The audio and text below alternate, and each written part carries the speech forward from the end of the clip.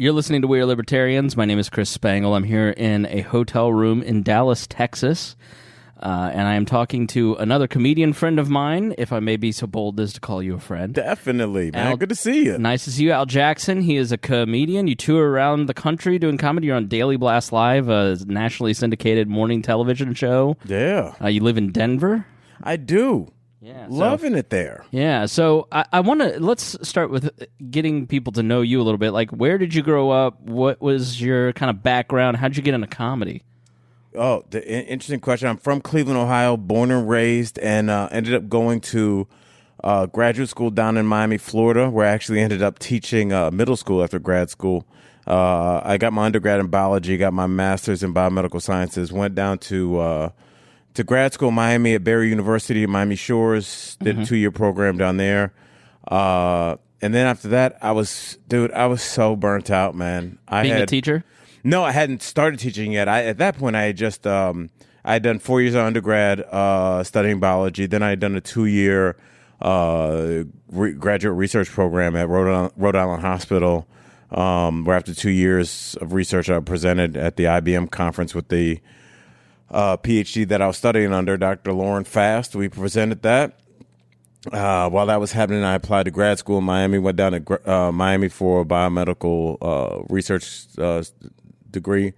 Got done with that, and dude, I was burnt out, man. I didn't really know, because it's just like the intensity of study that you need to have, unless it kind of comes naturally to you, which it didn't, because I didn't study in high school, so I was almost playing catch up in double time. So like the first time I started really getting serious about science, I was already in college, whereas a lot of people have, they've kind of been, already in 5th and 6th grade. Kids are already looking at, summer programs, and especially in college, people are doing kind of internships, residencies. They'll do a program in between junior and senior year, at another university, learning, some minorities and research program at the University of Virginia or something like that. Right. So I was late to all that. So I was studying just to get concepts and then try and understand the advanced concepts I was learning while still trying to learn the baseline concepts. So long story short, I was really burnt out. I had a friend of mine that was like, hey, I teach in middle school here in South Florida. Why don't you come teach for a year and, sort it all out and then apply to medical schools. So you thought teaching middle school would be less stressful. Yeah, I'm a very smart guy, Chris. I don't know if you got that. I was like, how can I need a job where I can kick my shoes off and just swing around in a hammock every day. How about 156 7th graders? All right. Yeah, so I was going to teach for a year, ended up teaching for 5. I actually really liked it. And while I was teaching, I guess it was probably the beginning of my 3rd year teaching, I just kind of wanted something to do. And this is how long ago this was. This is almost pre-internet, where you use the internet for everything. It was there, but it was just kind of like, oh, I need to use the internet. Let me go to, you knew like somebody that had it at their house, but it was mid-90s? Yeah, this is probably early 2000s, like 2002, 2000. So like it was accessible, but it wasn't like people didn't, hey, who's the defensive lineman for the Cowboys in 1992? Like where everybody just used Google for everything in life, it wasn't there yet. So I was like, let me just do stand-up, but I really didn't know how to do it or how to even go to just look at an open mic. So I went to, how every city has those kind of free newspapers. They're always called like City Scene or Alternative Weekly. Yeah, Indie Weekly or something like that, and at the end it's all, rub and tug ads and stuff like that. But they had open mics. And so I looked in the newspaper. I'm 5,000 years old. Found an open mic and went. And, it was a weird thing because I went to this open mic. It was kind of like a lottery system where you put your name down. So I put my name down the first week, and I was super nervous. Didn't get called the whole time. It's like a 2-hour open mic. And I left there saying like, hey, I said I was going to do something, and I did it. Right. I didn't get called. Not my fault. So I let like a couple weeks pass. I'm like, let me just go back. I was like, I won't get called again, whatever. And so I'm sitting there, and like the third name up, the owner walks over and he goes, "Are you Jackson?" I go, "Yeah," and he goes, "You're next." And I was like, "All right." And, you know, this is shitting your pants. Yeah, because again, this is like, I'm not trying to take away anything from anybody that's learning stand up now, but there was no like, I think if you wanted to learn how to be a stand up, you could read any stand-up's biography. Right. You could read a blog on how to do stand-ups. You go to open mics. After you go to open mics, you get booked as a host at a local comedy club. Right. From there, you move up to feature. From there, you start as a traveling feature. From there, then you start trying to get on TV, Jimmy Fallon, all that kind of stuff. There was no path. There was nothing. Right. It was just like me, the concept of me saying to myself, I'm going to become a stand-up comic and move to New York City would be no different than me saying I'm going to move to Wyoming and become a cowboy. Right. There's no, I wouldn't know how to do either one. It wasn't a thought. Like, and don't you think that sometimes people think that something in media or entertainment is way more difficult than becoming a Wyoming cowboy, when Right. that's probably way more difficult than just putting in the hours to get to the point where, Right. you know, not taking anything away from your talent. But what I have been impressed by working at the Bob and Tom Show, talking to comedians, is that they're all interesting people. They all have a different point of view, but a lot of that is learned, and Yes. it's just from years of trying to work a skill, do a craft. Like my own life, it's like I didn't want to be. You know, I'm not a. Well, I guess I am sort of a professional podcaster based on my day job, but you are. like I just did that because I liked doing it. I thought it was fun, and then you do it so long for so many hours for free that somebody goes, "Hey, I could really use your help with this, and I'll pay you $100," and then eventually it's like I'll pay you, you know, $1,000 a month, and then it Right. kind of it's like I think people think media or comedy or something is really hard, when really it's like it is hard, but you just if you do the work, you'll get there. And I think you can take out media or comedy and put in whatever you like to do. That's how politics was. It's like if you want to be in the local establishment of your local city or whatever, just show up to a Republican or Democrat or Libertarian meetings every month for the next 5 years, and you're in the establishment. Right. It's just the work. You just don't. You want somebody to hand it to you. Yeah, just everything is, dude, it's showing up. Not to even get off track of the point, but you know, I lived in New York for 5 years, and I would always have people saying, I want to move, I want to do stand-up, and I want to move to New York. I think that's the best way to do it. I've been looking on Craigslist for an apartment in New York, and it's really tough. I'm like, that's because those are all scam artists and ripoffs. If you want to move to New York, you have to do something that sucks. You have to pack up all your stuff, and you got to move to New York. You have to crash on couches, Right. and depending on what your budget is, maybe a hotel every once in a while, maybe your fucking car for a night or two until you find an apartment, and you have to have boots on the ground to do that. Yeah. That's super uncomfortable. It's better to be in Arizona and be casually scrolling through Craigslist ads. That's a waste of time. You have to show up. Yeah. And once you show up, get your butt to the comedy club every night. There's going to be cute girls. There's going to be bars with the music pumping out of them, and it's a lot more fun than sitting in an open mic with 11 people that are clinically insane underneath a pizza shop. Yeah. But if you show up for 5 years and you do that and you get better, you listen to critiques, you listen to criticism, you work hard, like you said, you'll be part of the establishment. That establishment just happens to be comedy. If you show up for 5 years around the Republican or Democrat or Libertarian Party, you'll be part of it. But Right. that 5 years is not pleasant at first. That 5 years, there's probably something, if you're a normal person, that you'd rather be doing. Yeah. Which is being with your girlfriend, watching the game with your boys, doing whatever you want. But that's you can't have it both ways. And luckily for me, I was just too dumb to not know to quit. And here I am. Right. I'm sure your story is very similar. Yeah, I think for me, it's that I'm not afraid to be annoying, Yeah. I don't have the gene where I'd move to New York and live in my car. I'm too Tom Griswoldian for that. I need my room straightened and my carpets cleaned. Type A. But I do know that I can be annoying sometimes, or I try not to be pushy. I try to dial it back, but at a certain point, like, you have to know when an opportunity is in front of you to say, I'd really like to come work for you, Tom. You know, and that's not comfortable for me. And I think a lot of people kind of stop themselves because they don't, like, stand-up is something that I had always thought about trying but have never tried, because I'd be sitting there in the room and they'd go, you're next, and I'd freak out. Right. And I think that what's the deeper emotion there? It's shame. It's I might be shamed. I might do poorly. People might think badly of me. It's insecurity. I think the insecurities kind of stop people from doing things that they want to do, which we're blessed to live in a country where you can pretty much do what you want. Like if you work hard enough, if you network, if you meet the right people, you can pretty much do what you want. Like there's not a ton of limitations in America. I mean, it is, there's lots of regulations, but we'll leave the libertarianism to a minimum on this episode. But yeah, I mean, so how did you, and you probably still struggle with that. I mean, going on television and going up on stage in front of huge crowds. I mean, how do you deal with that insecurity and that moment of doubt?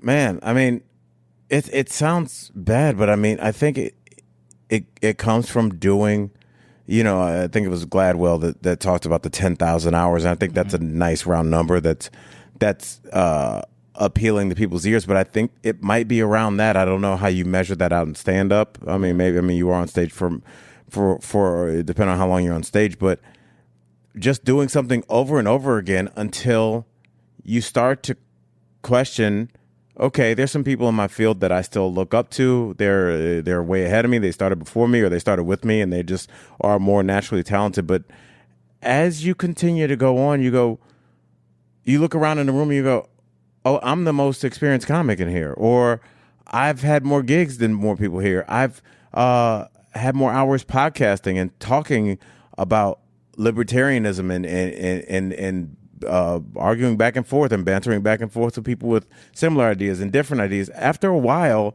you start to ask the question, like, who better than you? Mm-hmm. And it's going to be somebody, but it's not going to be as many people as when you started, when you were just, little Chris kind of sitting in the corner trying not to get kicked out. After a while, you're like, yeah, I know how this works. Yeah, after 8 years of doing this almost, I've outlasted a lot of the people that I was super jealous of when I started this show. Mm-hmm. They've stopped doing it, or the people that I looked up to, they don't do it as much, or they're like, it is interesting to kind of, at a certain point, I wonder when that kind of happened to you, where you go, I might actually make a career out of doing the thing that I really love doing. Like, when was that moment for you? Well, I decided the summer, because my fourth year teaching, I feel like that's at the beginning of that school year, that's where it started to kind of flip, where the great thing about starting my career in South Florida, everybody kind of looks at it as a detriment, but the good thing was there were 3 improv A comedy clubs there, like A is in like a top of the line, right? Like A, B, C, D, E, F, A, B, C, D, F. Yes.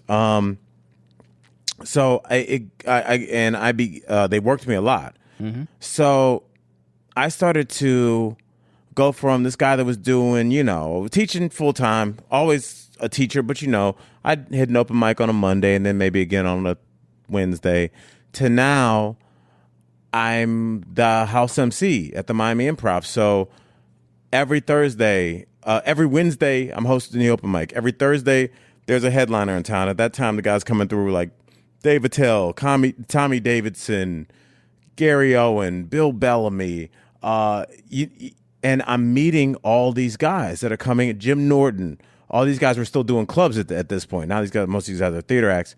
So I'm working Thursday, I have a show. Friday, I have 2 shows. This is back in the day when they used to do 3 Saturday shows, and then there was a Sunday show. So every weekend, I'm working 7 shows with somebody that's pretty famous, and you get confident. After a while, yeah. Think about that. A month, that's 28 times that you stepped on stage at an A club, and you're doing well, and you get comfortable, and the people that you used to look up to are not calling you Al. Like, we're friends, and hey, good to see you again. And how's your, and then you're like, oh, what? I'm kind of a comic. Yeah. Rather than just some guy like, oh my God, I've seen that guy on TV. I can't believe I'm in the same green room. It's like, yeah, he and I are working a show together. Colleagues. Yes, colleagues. And like, once that clicks over in your mind, that you're not just some kid in the corner that's hoping one day, like, come in hat in hand, like, please, sir, you're just like, you're a person that does this now. Sorry, you can skip me today, thanks. That was the maid. I forgot the new. I didn't want to hang the do not disturb when Al was in here. You know, it seemed a little too sexual. Yeah, listen, no complaints. No, that is, and I had that moment when I came on your podcast. Al and Frank Tried to Be Serious with Frank Caliendo, who was previous on the show, where you guys are super complimentary. You know, Frank goes, "You're really good at this. Like, you have your points thought out, but you're kind of funny too." And so, for like a guy that I watched on Mad TV, Right. where I'm going, I'd love to have that job one day, or to have a comedian like yourself go, "That was really good. Thanks for coming on." Like not just like, "Hey, thanks for doing this," but like, we really enjoyed that conversation. That was a moment for me where I went, "Oh, that's super nice." Like, and then my peers, I was telling Frank this, I go, the weird thing about social proof is that when you get a little of somebody else's on you, then other people start to go, maybe they are like, 'cause right. all these people who'd never listened to my podcast, who are fellow libertarian podcasters, all of a sudden go, "Hey, I listened to the Al and Frank thing, probably never heard a minute of mine," and they go, "You want to come on my show?" Yeah. So who were some of the people in your career? Because you and Frank both have definitely been somebody in my career that, like, I really respect you guys, and that was a big moment for me in January. Right. Having that kind of like colleague type conversation. Who were some of the people that you looked up to, that mentored you, that gave you that boost? Oh, that's easy for me. And the crux of the question is, how important are those people to your development? Everything. I mean, you know, I went from being a guy that was working at the comedy club, like I was talking about, to when I was still teaching middle school. Dave Attell came down to South Florida, and he took me on his South Florida run. So we hit Miami, Fort Lauderdale, West Palm, Tampa, and Were you part of the Unfuckables? No. Dave Attell's one of the greatest comedians. It's one of the best of all time. Yeah, it was me, Dave, and he passed away. Sean. I'm so bad with names. Kent?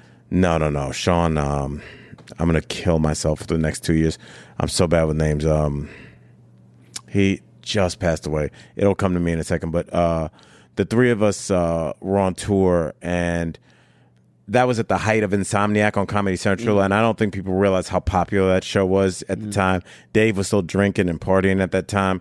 And honestly, when I went on that tour, that was the first time, like, people were interacting with me in, like, a way that I was famous just because I was next to somebody that was famous. And honestly, that was intoxicating. I like that, you know, because I had a day job, and I was like, wow, to just... you know, we park at a special place and we walk in the back of the club through the kitchen, and, you know, and just like it's almost like that scene in Goodfellas, you know, the kitchen scene where they bring the table out for them, and, you know, it's just like it's a table and they set the lamp up and they put them right in front of the stage. It's that moment where you feel like you feel special, and especially as a guy, two guys from the Midwest, you never really feel that. I mean, I think if you're an attractive girl, or even if you have big boobs, or you're like a guy that can play basketball, or Right. A rich kid where everybody knows that your dad owns the 3 car dealerships around town and you have 2 pools at your house, those people, whether they're men or women, they always know that they have something in their back pocket that makes people attracted to them, whether it's for the right or wrong reasons, you know. Even if you sell drugs, people know you. Oh, Yeah. all right, let's be nice to that guy and let's tell him we want to party later, you know. But for guys like us, that I feel like we're just kind of floating around, Invisible almost. Invisible, Yeah. 100%. And for the first time ever, to not feel like that, if you weren't an athlete, if you weren't super good looking, male or female, or you didn't have a ton of money, that was the first time that I felt like I was worth anything. Like people stopped and looked at me in the face, you know? Mm-hmm. And from there, I was like, okay, well, I'm going to keep going. And then eventually, Bill Bellamy came through, a guy that some people might not know if they're listening, but for black folks, Bill Bellamy he had a movie called How to Be a Player, I believe, in the early 90s. And he have a TV show. Yeah, I loved Bill Bellamy in the 90s, yeah. Yeah, he's a great, and just like a smooth, charismatic guy that he showed me like how to be a stand-up and be a professional comic.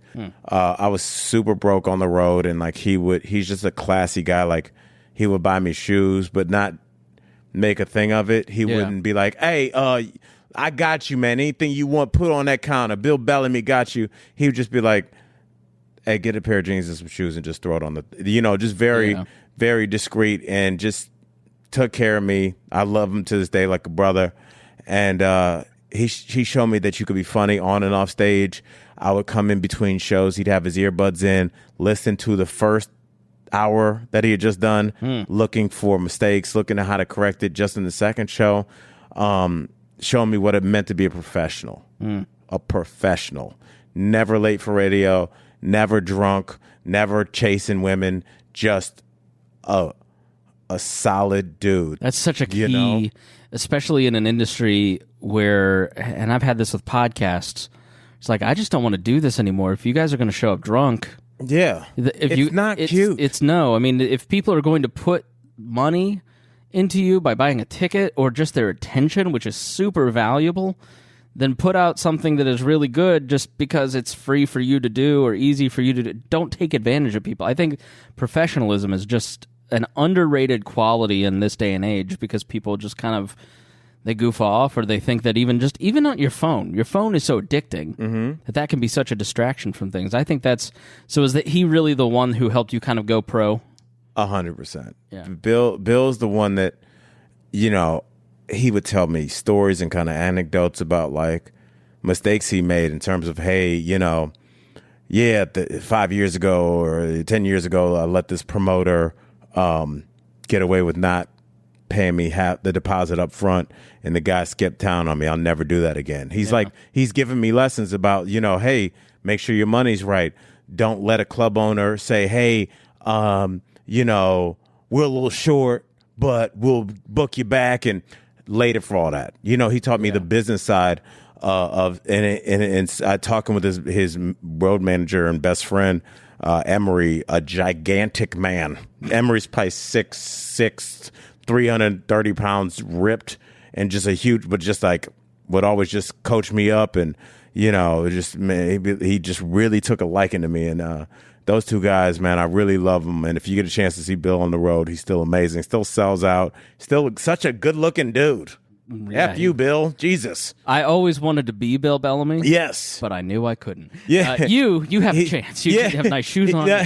He's a stunningly good-looking man. There's some dudes where you're like, what's it like to look like that? I have a buddy I travel with, my buddy Marcus. I met him because he's Hannibal's tour photographer, and he's Amy and Pete Davidson's photographer as well. But just like, I would just look at girls, look at him, I'd be like, and he's super humble, but I'm like, I couldn't imagine being that good looking, and that girls are just like, my ex-roommate in Miami was like that, just like a really good, I was like, damn, there's some guys that are so good looking, they're like girls. Right. Where I don't think women understand, like, I have to be the smart. Yeah.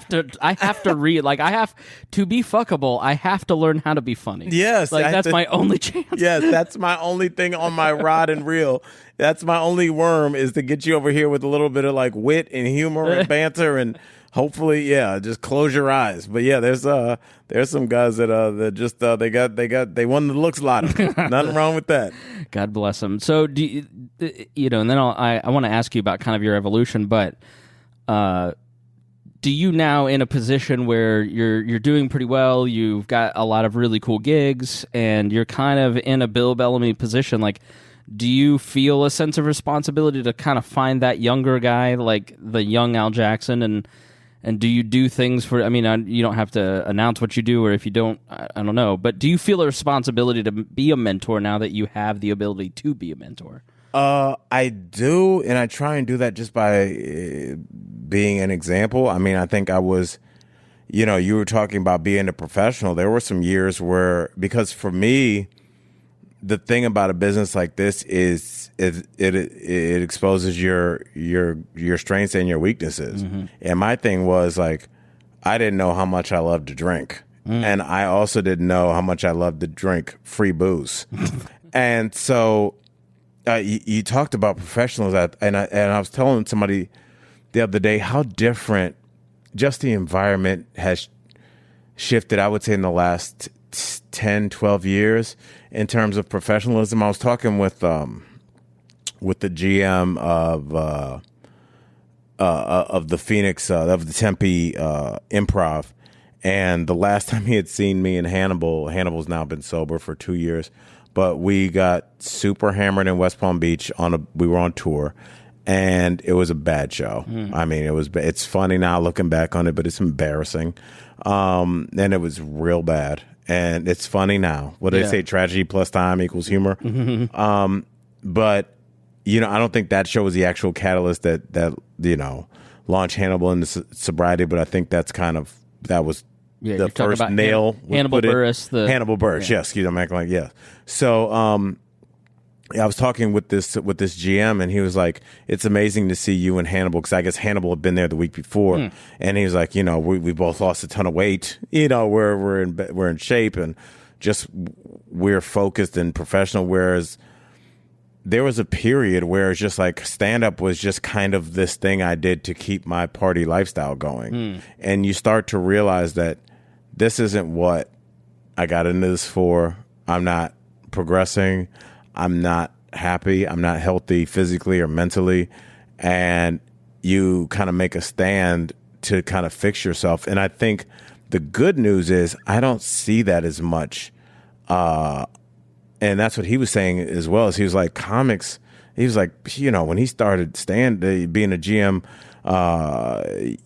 working at clubs 15 years ago, there were just guys that would come through that you knew, okay, Chris Spangle's here this weekend. We need to he's going to go through a bottle and a half of Grey Goose every night, Thursday through Sunday. He's going to want some kind of drugs of some sort. Let's try and keep him off the waitresses. This was like a standard MO for a lot of guys. It was glorified in some of the it was 80s, 90s era comedians. Yeah, rock star comedians. Like, you party like a rock star. You go on stage, what's up? And almost a lot like the athletes that those guys. I think every industry. We're at a radio convention, and you see some of the guys who, they look like they're still in 1970, and they're, hey, it's Rockin' Rick here. Yeah. But, you have the choice to, at a convention like this, when you're networking with other people, be inauthentic and like that showboaty type person and stay out drinking till midnight, or, like in our case, like, no, the kid that I was around this week is like, yeah, I went out drinking last night till midnight, and man, it sucks getting up at 3. I'm like, yeah, I got 7 hours of sleep. I feel okay. Like I'm ready to really and produce. Guess who's going to kick your ass on the radio tomorrow? Right. And I've seen that just in the 5 years in the comedy industry, as the amount of clubs shrinks and it becomes more centralized in the improvs and the heliums. And I think every industry, and social media may play a part in this, is professionalism is now a valued piece in a lot of this. And I think that's an important point that I hadn't really thought of, because when you really look at what's going on right now, like, you could go out chasing women, and that was something that you had to do before 2005. Right. Now, if you did that, let's find a way to get rid of this guy. And that's it. Dude. And that's honestly, I'm okay with that. I'm ready for a more wholesome society in certain aspects, and more respectful society. I think that really, and I think you hit it right on the head. I think that's not just stand up. First of all, I mean, if you pulled up any monthly lineup from any year prior to, it's 2019, prior to 2015, 14, I could point to any of those guys and be like, here's his vice. Yeah. Here's his vices. Here's what he's going to do. He's not going to be able to talk during the late show. So, the feature's going to have to do longer. Like, these are things that were casually discussed. Right. Yeah, Chris Spangle's too drunk to stand up. So, Al, you need to do an extra 30 until he can. Like, this is not, it seems insane now. Yeah, but you're right. Those guys and girls are gone either naturally because, after a while, you're just too unreliable, or you're gone because they're a risk to the club. If I bring Mike X into my club and I know that he gets drunk and puts his arm around girls 25 years younger than him, the wait staff, and tries to get all of them to get back to his hotel room. And if I own that club, am I going to book him in 2019? No. And get my ball suit off Right. by a 20-year-old college student that's not putting up with that crap as she shouldn't? Right. No. I'm going to book Chris Spangle, who's going to come in a day early, kill it on radio, get some tickets sold, Yeah. do his podcast, sell more tickets, go to another podcast that's local, sell more tickets, and come in here and kick butt through the weekend. Yeah. Who's going to get hired? It's just money. The booze, the women, all that stuff is just a distraction. And it's sad that some guys never see it. You know what, man? I thought about this when when Hugh Hefner died, man. I don't want to speak ill of the dead, but there was like one of the last times he was seen on camera. He's like, I don't know, 92 or 88 or something. And he got wheeled out in his pajamas by some 26-year-old chick, you know. And It's okay. You can say bimbo on this podcast. yeah, I mean, definitely.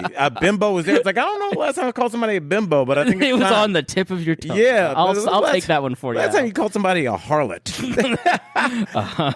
Around here. I want some old school, like semi, where they're not insulting. They're just like, she's a, what is it? Bimbo, harlot, loose woman. Loose woman. A loose woman, damn it. By a loose woman. So many of this vernacular has fallen out as people don't tell the old jokes, like the Gilbert Gottfried jokes. Yeah, my mom, because she was so PC her whole life. I'm saying was like she's done around. My mom wouldn't even. She's so PC. She wouldn't even call like homeless people bums, which I think is really cool. She used to. I remember she was a little kid, and she'd be like, "There's some transients over there." How great is that? I love my mom. I'm going to interrupt you because I think that's like what I have noticed about your evolution, and I just have to get this off. Like the margins, the economy has shrank. Like we all are living well, but we're all noticing that margins are shrinking. So be professional. Yeah. But I think that was a great lesson. What I've noticed about your comedy is that you have become more professional. Now, I know you a lot better this year than I've known you the last 5 years that I've been at the day job. But I have noticed as I've watched you over the last year, you have seemed to have more purpose in what you're doing, that you take your platform more seriously. And I don't know that maybe I just wasn't paying attention, but that... No, you're completely accurate. There is... in your mom not wanting to call someone a bum, a measure of empathy for that person's humanity. Yes.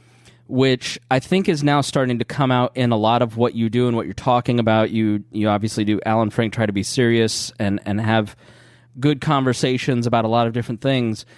But I maybe just elaborate on why you've decided to make that choice into somebody who is more socially conscious. That's a great question, and it kind of it actually goes back to the Hugh Hefner thing and how I decided I wanted to live my life. When I not exactly when I saw him, but I'd already been kind of feeling like they describe drinking as the empty calories. You know, that's what a lot of the extras are.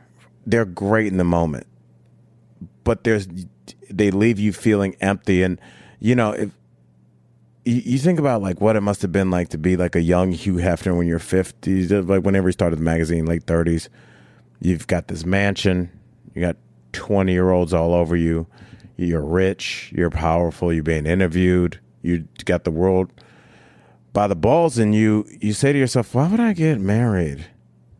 Why would I lock down and commit to a person and an ideology, a family? And not that you need family to do this, but when I could just wear my pajamas all day and bang 25-year-olds. That sounds great when you're 30.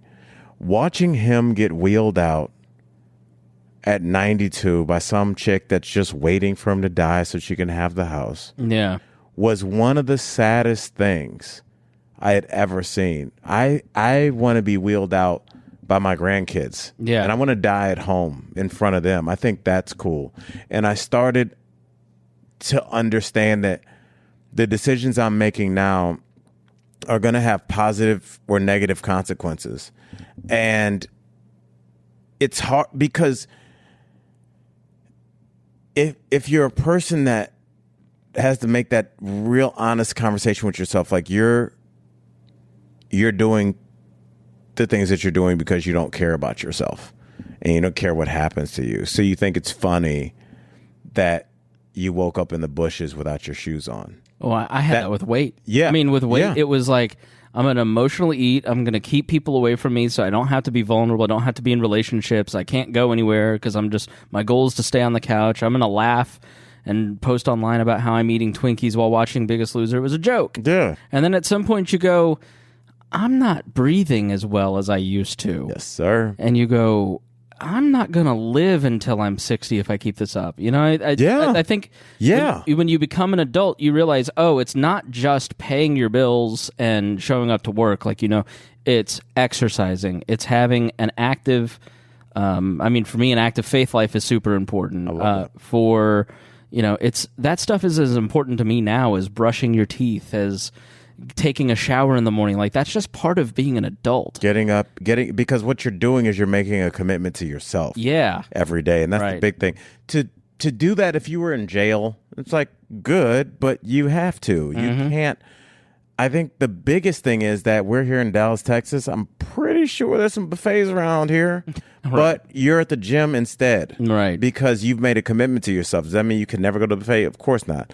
But for me, getting back to what you're saying about when did I realize, I didn't want my kids to just be like, my dad was this guy that was cool and did fun stuff with us, but he slept on the couch a lot. Yeah. You know, and mom was mad at him and not there emotionally and not, because when you're hungover, you're not present. You might be sitting there, but you're like, I feel like shit. Yeah. And I just was like, I started asking myself, like, what is really going to matter? I would, I used to tell myself, well, I go to bars because that's where I write my jokes. And that's how these jokes pay for everything. Mm-hmm.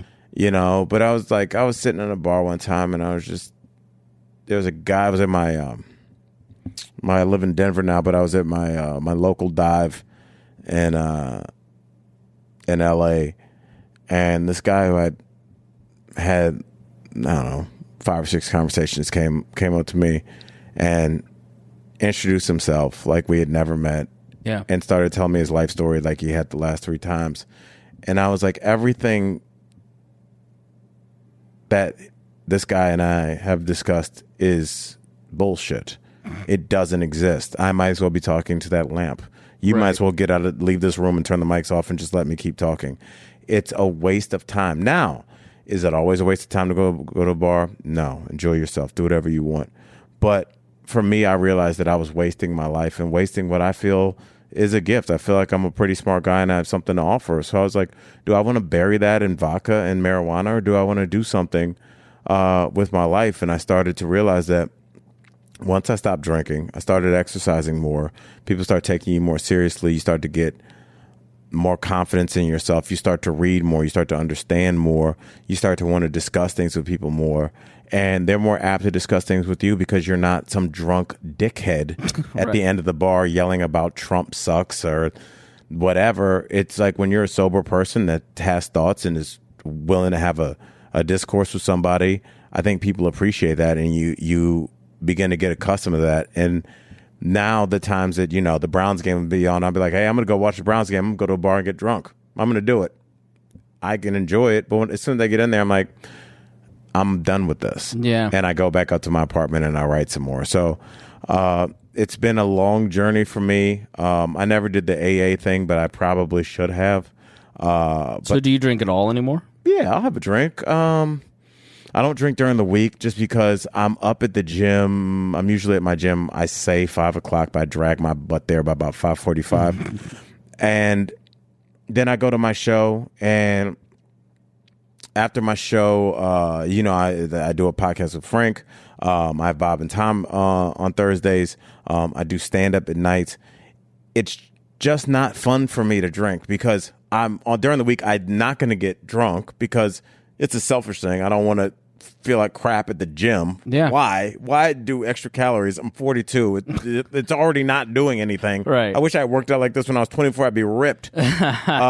But so I'm not going to drink during the week, and on the weekends I'm usually with my kids. And I just made a decision. I'm not going to let my kids ever see me put a drink to my lips. I want to show them how to enjoy alcohol responsibly, but at least until I just don't know why I need to be drinking in front of them. I don't need to be drunk to enjoy them. So my opportunities to drink are few and far between.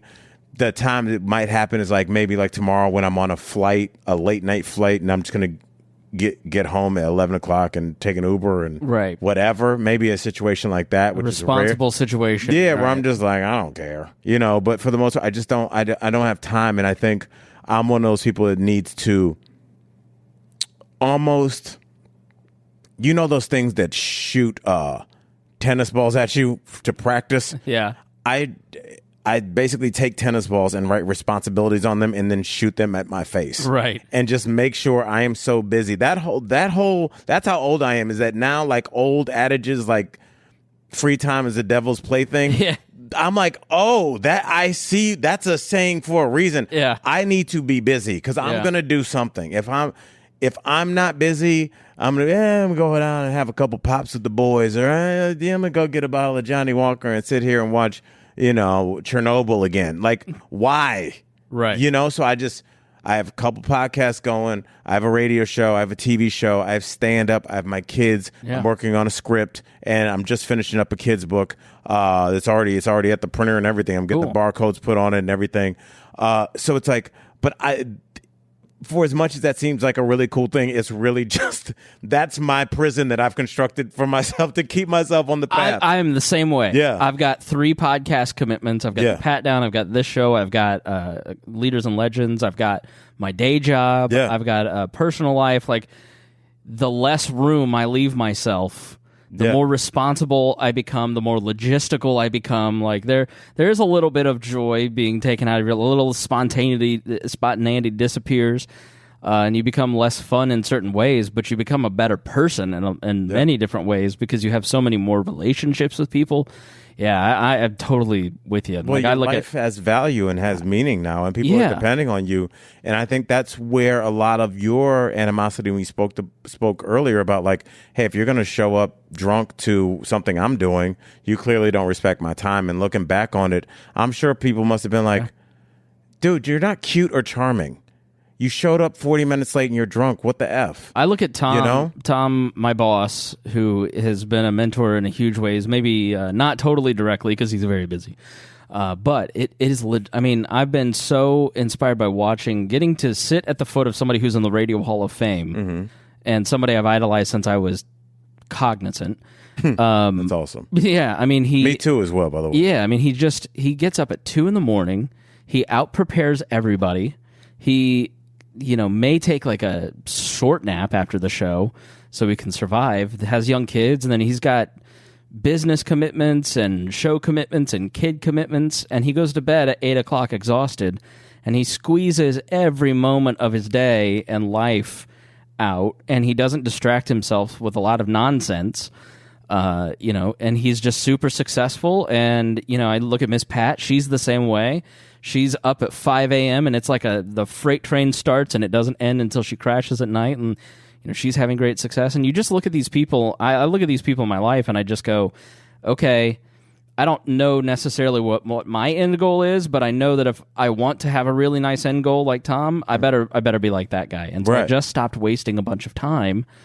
And I just, it's really incredible. Where would Tom be if he went to happy hour every night? He would be one of these guys down sitting in this room who are important in their tiny little community, but has not blessed his city, his listenership with millions of dollars of charity.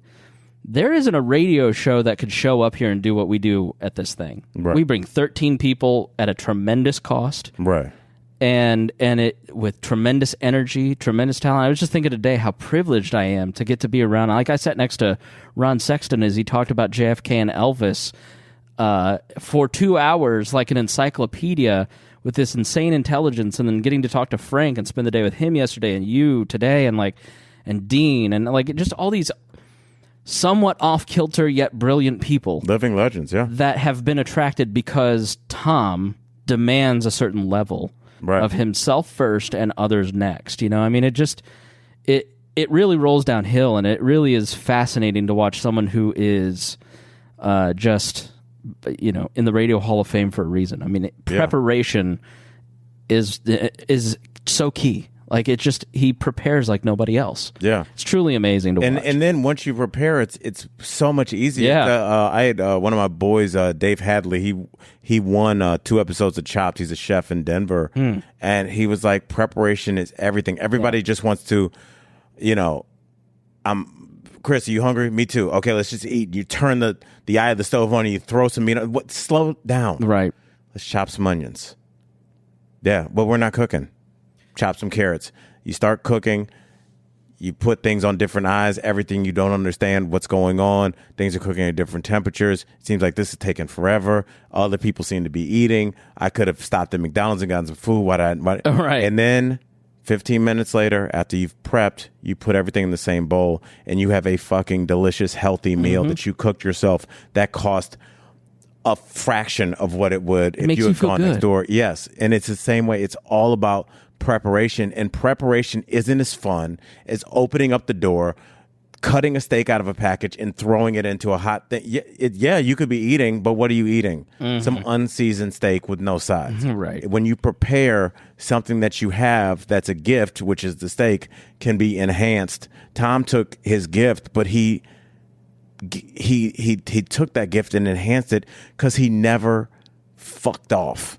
He never got a DUI and was on the local news calling some cop a name. Right. You know, that means something because Tom's had more opportunity to do that than most people. Yeah. And he took that responsibility and he knocked it out of the park.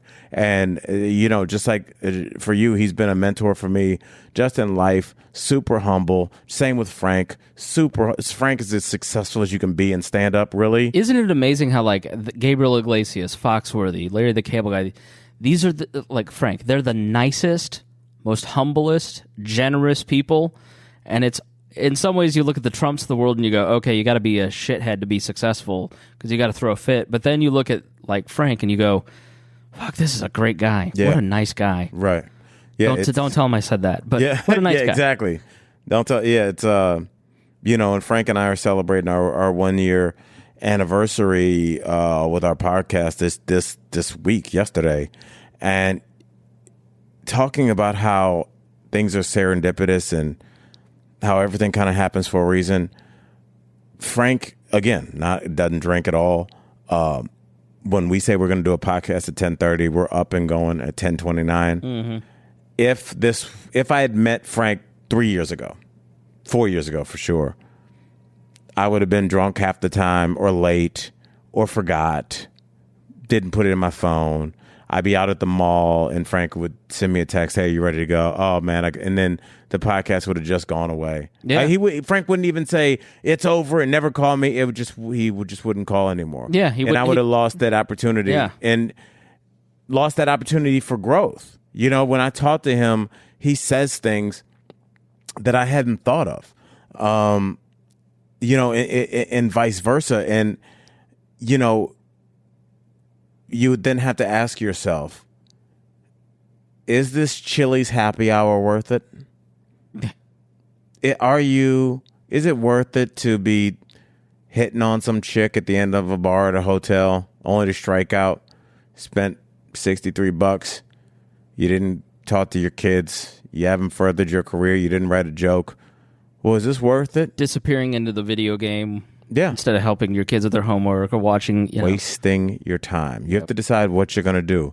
A little bit of video games, vodka, booze, weed, whatever, chick chasing, whatever you want to do. But the more time it takes up, you do have to, at least the one gift you have to give yourself is to not bullshit yourself. And just know that while I laid around with a hangover all Saturday, Miss Pat, Tom, Frank Caliendo, they were up. They've already been to the gym. They've already talked to their agent. They've already been ice skating with their daughter. They've already done shit. So you continue to watch college football in your hotel room. with a stomach ache. For what? And if it's worth it to you, God bless you. Somebody's always going to be in that bar. I don't hate on that. I was that dude for a decade. Yeah. I understand the draw to that. It's a community. You feel like people love you. But when that guy walked up and started that conversation again, I realized that they don't. No one remembers you. You could go to the same bar for 10 years and just stop showing up. You think anybody's going to knock on your door? Hey, we're worried about you down at O'Malley's. There'll be another dickhead sitting in your seat, talking the same shit to the bartender that you were. So you have to decide what you want your place to be in life. Yeah, it's all good. Not everybody can be Doug Stanhope. It's true. More should be. I like Stanhope. Yeah. So as you kind of look to a new phase, and you're in the beginning of it, like, what are some of the things that you want to say? Like, what are some of the things that you want to impress upon? For example, a lot of what I want to do with this show is not about politics. Mm-hmm. It's about how we relate to each other, right? And especially how men relate to the world, because I think there's a lot of unhealthy behaviors. This has been catnip for me. I think this has been a great episode and one that a lot of guys need to hear. I mean, by the way, is that the name of this podcast? Catnip. Yes. Catnip for men. Chris Spangle's Catnip. Just nip. No there cat. We go. That's another website. Chris Spangle's Nips. They are always hard. It's extraordinarily cold in here. But I have certain things that I just, over the course of doing this and researching and like thinking about what I want to put out in the world, I know what I kind of want to say. Like you've been in media for a long time, or stand up, or talking into a microphone, and maybe didn't always take it seriously. Yeah. But now that you're thinking about your responsibility with a microphone in front of your face, are there things that you want to impress upon the world, like you want to be remembered for? Or is it too early to kind of have an idea of what your thing may be, or things that you want to say? I think I've always done it with my stand-up, whether it was consciously or unconscious. I always wanted to expose hypocrisy on all ends, whether it's me being on my daytime talk show where there is humor, but it's also me just talking about the news. And hypocrisy doesn't always show itself in like this black and white, look, let me turn the mirror to you and show you how dumb you are and how smart I am. I think that we all are subject to it.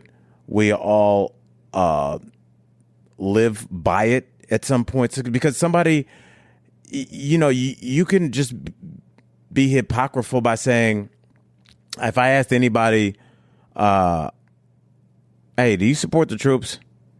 I'm like, yeah, don't ever ask me that again. My son's in the Marines. I'll punch you in the face. Of course I support the troops. And I'll be like, did you,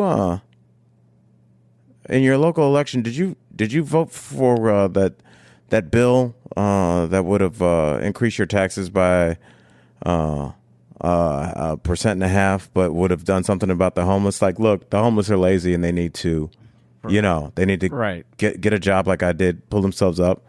And it's like, did you know that almost half the homeless population are ex-military vets? Right.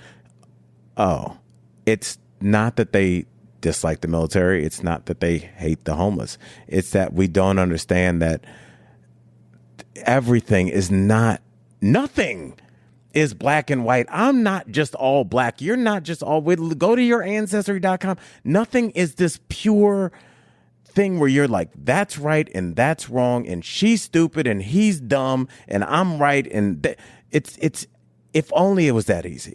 Right. Whether it's sports and you go, well, our offense isn't working because our quarterback sucks. Maybe our quarterback sucks is because our center can't block. Right. There's always things that affect everything else.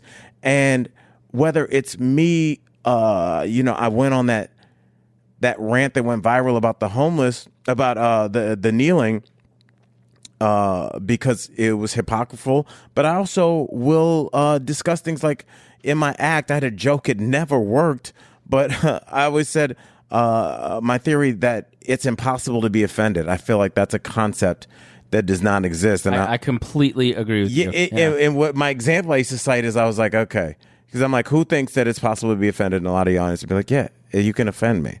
I'm like, okay, let's say the scenario. Let's say that your phone rings and it's me on the other end and I'm a radio DJ. And I'm like, congratulations, Chris Spangle.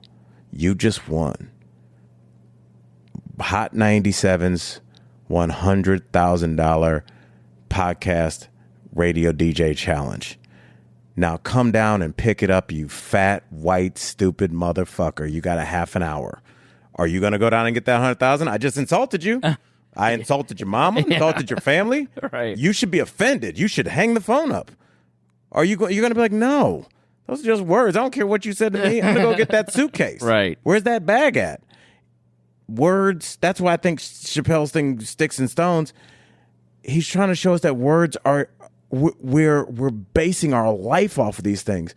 I think a lot of times it's the ideological similarities that we have that are being hidden from us because a lot of people profit from us constantly going back and forth. And I guarantee you have more in common with a black woman from Detroit than you would know. Oh, for sure. Thomas Sowell wrote a book called Black Rednecks and White Liberals. And he basically talks in the book about the poor economic conditions of white Southerners and Appalachia. And he said, most black people have the same culture as white Southerners, and they're really, a lot of these lines, like Miss Pat can go to Marion, Indiana, to the Elks Lodge, to a white crowd, a Bob and Tom audience, and is beloved. Right. But it's harder for her to go to these L.A. parties, I'm sure, where she's just like, I got nothing in common with these wasps. And I think most of America really has a lot of the same culture, same thoughts, same feelings, same goals and dreams and hopes, and they just like want what's best for their family and want to be left alone. And we buy into it. It's. I was just reading the Ukrainian thing, the leaked, whatever the witness statement was to the OG, and you read it and you go, man, I thought this was going to be really bad for Trump, and it is, because Donald Trump clearly is trying to get the Ukraine to do something with their justice system against Joe Biden. But Joe Biden looks just as bad, where Joe Biden tried to use the vice presidency to get the Ukrainians to do something with their justice. And Trump can withstand it because everybody knows he's a corrupt piece of shit and he makes no apologies for it. Yeah, I'm corrupt. But Joe Biden says, I'm not corrupt in any way. The Obama administration was scandal-free. So when he does the exact same thing that Donald Trump does, the hypocrisy is what the American people will not be able to tolerate. Right. It's like, if that's a great point. It's and I think it's from Plunkett of Tammany Hall. The Tammany Hall was this big New York machine, Democratic machine, and this guy wrote this book 100 years ago. It's the greatest instruction on politics you'll ever read, and he talks about hypocrisy is the one thing Americans can't tolerate, and Joe Biden will not be the nominee because of this, and Donald Trump will survive whatever impeachment they bring about because he's at least honest about who he is. Right. And that's so true. I mean, you think about like the fallout from the Tiger Woods thing. Mm-hmm. It was so bad. Not that we can't believe a professional athlete cheated on his wife. It was that this is a guy that marketed himself as a family man that sold Buicks. I have my beautiful Nordic wife, and I'm perfect. Shut up. And then it turns out you're getting high on opioids and trying to bang waitresses from Hooters.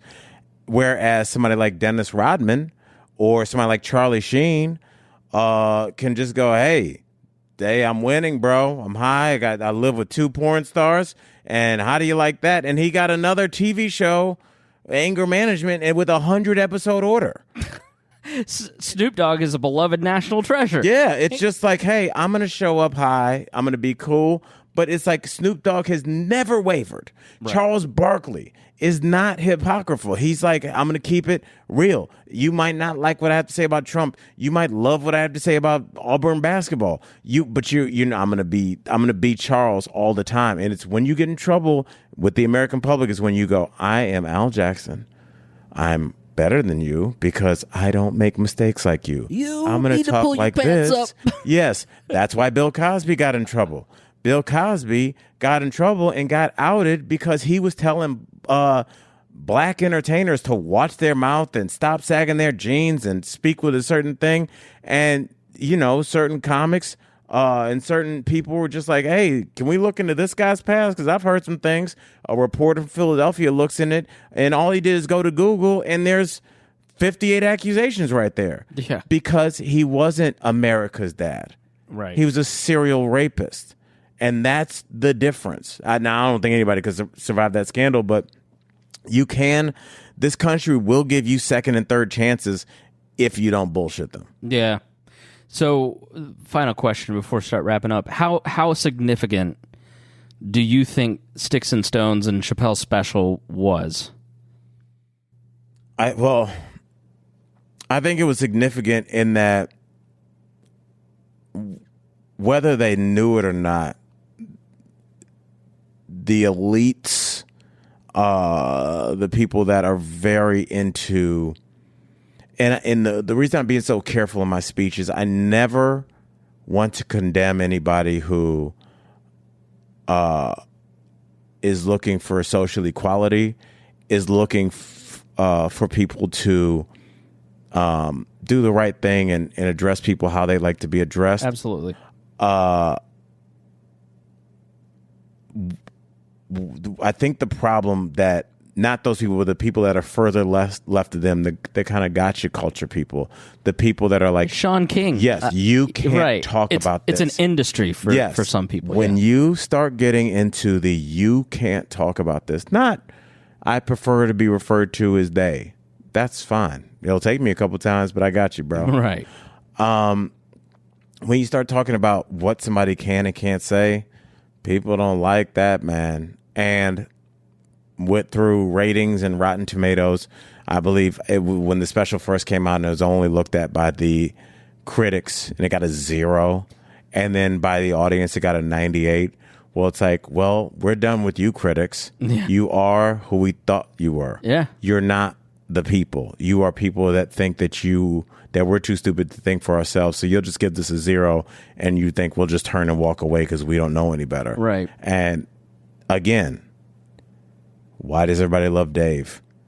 Because he speaks the truth. You say what you want. He's not saying things to get a rise out of you. He's probably trying to make you laugh, but he's definitely trying to make you think. And I think that's the difference between the way Dave approached his stand-up, and I'm not putting it in the same thing as the Shane Gillis, but the things Shane was saying on that podcast, because I listened to it, I'm always... the SNL guy? The SNL guy, okay. Yes. Thank you for... I believe Shane and I met. He was cool with me.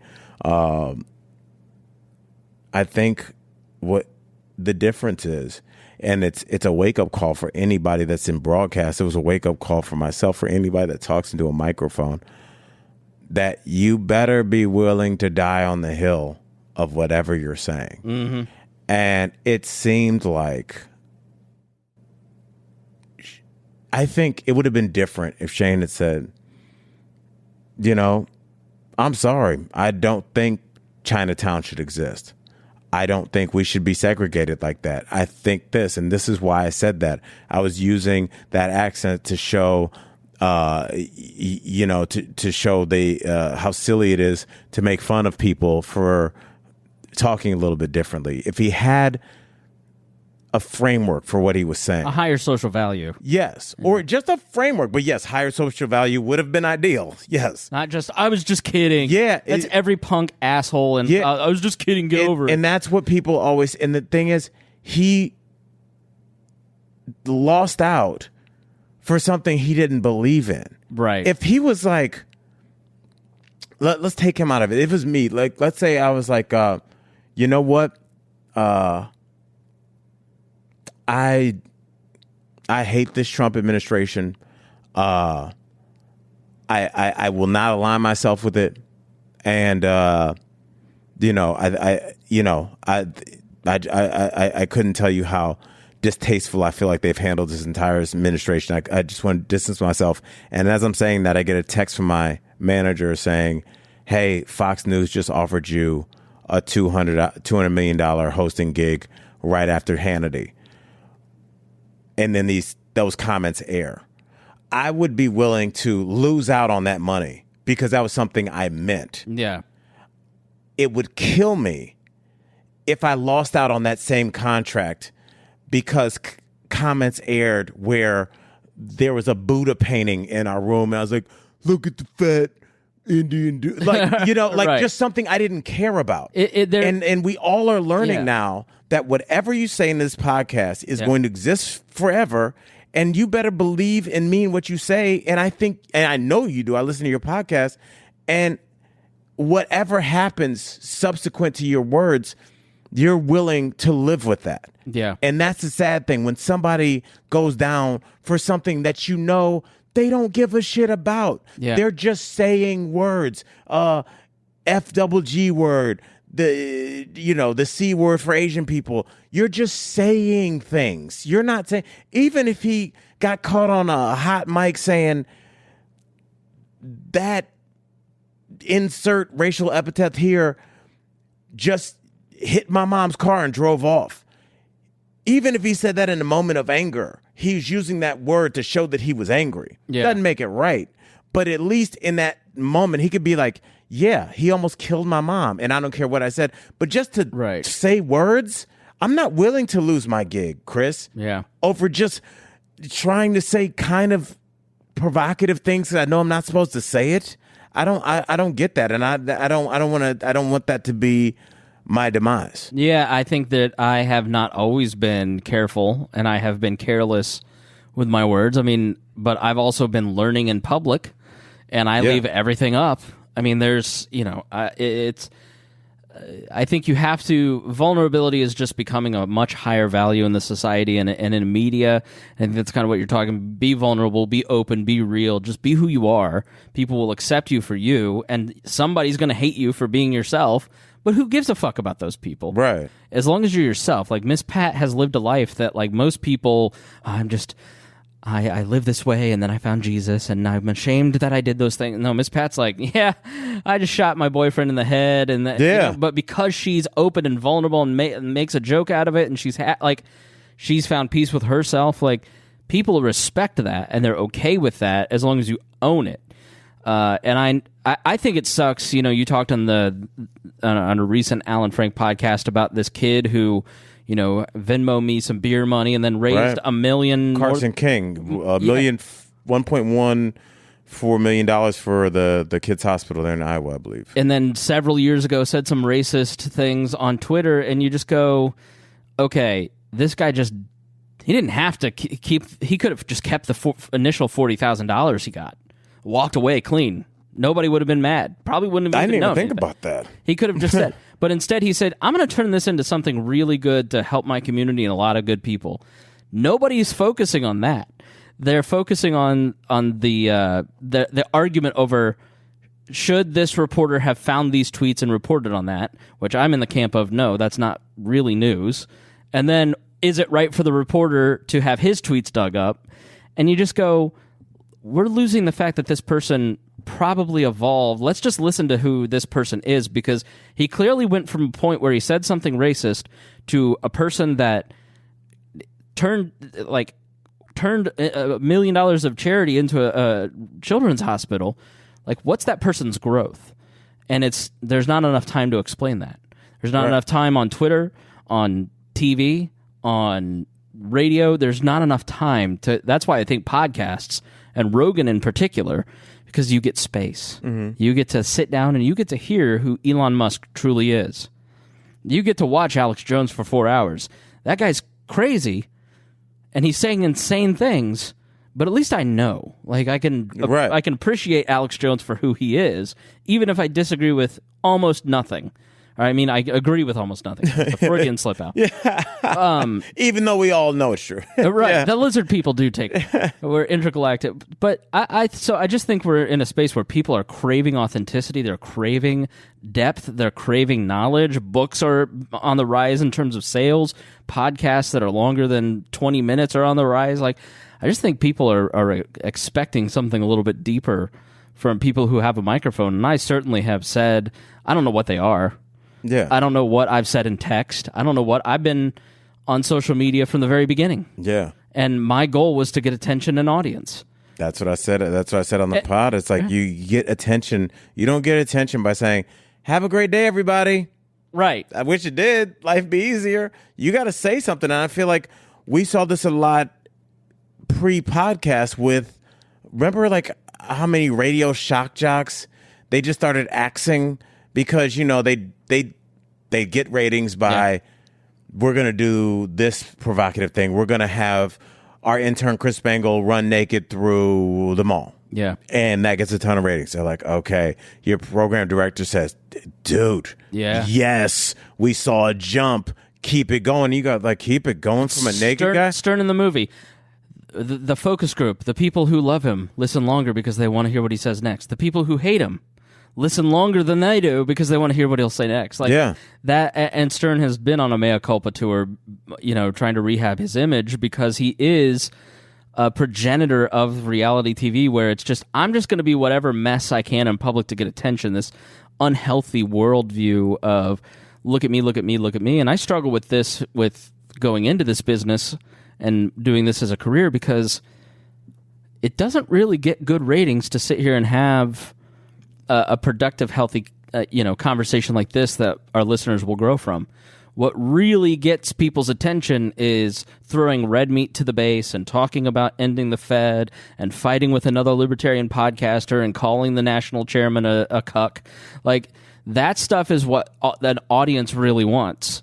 And my reputation is quietly good, but there's nobody out there promoting me in the way that they are other libertarian podcasters who do that stuff. Right. You know, and the flash don't last. Right. What I've noticed is those guys disappear. And as a broadcaster, I think every one of us have a choice, a comedian, a daytime talk show host, a radio show host, a podcaster, anyone with a Twitter, anyone with a publish button in front of them has the responsibility to ask themselves, do I really believe this? And does this really benefit the people that are going to read it in a healthy way? Or am I using this to get attention like I would alcohol or in other unhealthy ways? And so I'm struggling with it because you go, can you really build a career that benefits society and makes people grow in a good way without being Marianne Williamson or Oprah? Right. you know, like, which, I'm not interested in being Oprah. Right. Like her money, but. Yeah. That's the question. That's what we all have to deal with is like, what hill are you willing to die on? Are you willing to make less money, have less subscribers, be able to sleep at night? Or do you want to say provocative things? Do you want to say that there are lizard people and that Hillary Clinton is running a pedophile ring and, this guy is doing this and this girl? Like, you'll probably get more followers. Tommy Lauren's a charlatan. Yeah. And Tommy Lauren is making tons of money just throwing red meat at a base. Candace Owens, it's just like, because the only way you beat like a Tommy Lauren is by being somebody of the race that's usually put upon that's echoing the same statement. So what's that guy's name? Paris Denard. I believe that he's not a pundit on a black guy with a bald head. He was on Fox for a while, and then I think there were some child allegations. Ooh. So he kind of disappeared. But now you have Candace Owens. It's just kind of she testified before Congress that white supremacy isn't an issue with African Americans. Yeah, you get this with the Republican that denounces Trump. It's if you're in the in group, but you're criticizing the in group that you're in, the other side will exploit you for gain, and that's just. It's always going to be there. I mean, they'll always need somebody. So it's like, if you can say that stuff and convince yourself either that is true or realize that it's nonsense, but realize that this is all a three-ring circus and you're just a ringmaster that's going to get their money. You're going to make $5 million in 3 years and walk away clean. That's fine too. It's all in what you're willing to live with. And you and I are making that decision day to day, podcast to podcast, TV show to TV show, radio show to radio show. That's the decision we make, and I hope everybody that's listening realizes that whether you have a broadcast platform, you're making decisions with what you put your ear to, with what you parrot to your friends, to your kids. Yeah. Make sure you know what you're talking about before you tell somebody that everybody that's a Republican is racist, or everybody that's a Democrat wants this country to be Cuba. Like, when you start calling people racist, misogynist, things like that, are there those people? 100%. There's plenty of them. but there's a lot of people that just might disagree with you. Yeah. And so the things that you're saying, I just hope that everybody realizes that your words have weight. And when you point your finger and fix your mouth to call them whatever you're going to call them, you better be sure that, again, that's the hill you're willing to die on. Because if I come out on TV and I go, you know what? Sat down with Chris Spangle for an hour and a half. That guy is the most anti-American. Like, when you start saying stuff like that, you're talking about somebody's character. You're talking about their family name. You're talking about who they are inside. And we just toss these things around now. Like, yeah, he's clearly a Democratic pedophile. Pedophile? Do you know? Or racist. Yeah. Do you know this guy's a Nazi? Am I not saying that those people do not exist and do not have platforms? They certainly do. Yeah. But save that for who it's meant for. Right. Because when you call Ben Shapiro a Nazi, right, or a white supremacist, when he was the number one target in 2016 for the alt-right, right, because he's an Orthodox Jew, you go, all right, something's askew here. You're not serious. It's just harder to say I disagree with Ben Shapiro 75% of the time. Yeah. But that doesn't have as much weight as like a Nazi. It's just like, it just lets me know that you don't know your history. And so anything you don't like is Nazism. Right. And that just lets me know that you don't understand what happened to Jewish people, that you don't understand what's happened to the Native Americans, to Asians, obviously to black people, and continues to happen to black people, or just anybody. You don't understand what our mothers and grandmothers went through. Like when they go, well, I'm just not going to any company parties because apparently men are evil. The reason we have HR is because 50 years ago, when your beloved grandmother would go to work, her shithead boss would grab her fucking tits every Monday. Right. That's why we have these things in place. Because even though she was a dedicated married woman, there was her boss lifting up her dress. Yeah. Telling her to blow him or she's going to lose this gig. That's why we're talking about this. So let's put some context behind what we're saying before we just say, I guess women are just going to take over the world. We had to have things in. Why do we need Chinatown, Shane? Because people were killing Asian people if they tried to live anywhere else. Yeah. Do you want to go down this road? I'm tired of these blanket statements just made by people with no context as to why they exist. Does the Me Too thing go a little far too much? Yes. And as a man, I'm scared to death. Right. I see what happened to Aziz. Chris Hardwick just looked like he looked like he was a jerk in a relationship. Garrison Keillor, radio icon, helped build NPR, literally walked into a crying woman's dressing room and touched the small of her back to comfort her, and she had an open dress, and she turned him into HR. They erased him from the planet. Right. Fired him, and the year that he was retiring. It was truly unbelievable. Right. What happened to that. Like, it has gone too far, and, I've had my share of, I've had people like Melissa, what's-her-face, going and saying he sexually harassed me because someone made a meme and sent it to her, and she just claims I made that meme. Well, people don't understand that context. Right. That's a false allegation. But my character speaks for itself. People know that, this dude doesn't have sex outside of marriage. He's probably not sexually harassing a 55-year-old former dominatrix who talks about pedo rings every day. You know what I mean? Like, you just you have to calm down a little bit with some of it and just go, Me Too has been a benefit to a lot of women, to men. I've learned a ton of stuff over the last 5 years from my female friends as we talk about things, like talking to friends who go, I hold my pee at work. I go, what? I don't want to get up and walk to the bathroom because every guy in the office makes comments about my ass because I'm the youngest female there and she's in shape, and I feel horrible. Like, I feel like people are preying on me. Right. I've never felt that in my life. Like, I've never felt like I'm prey. Yeah.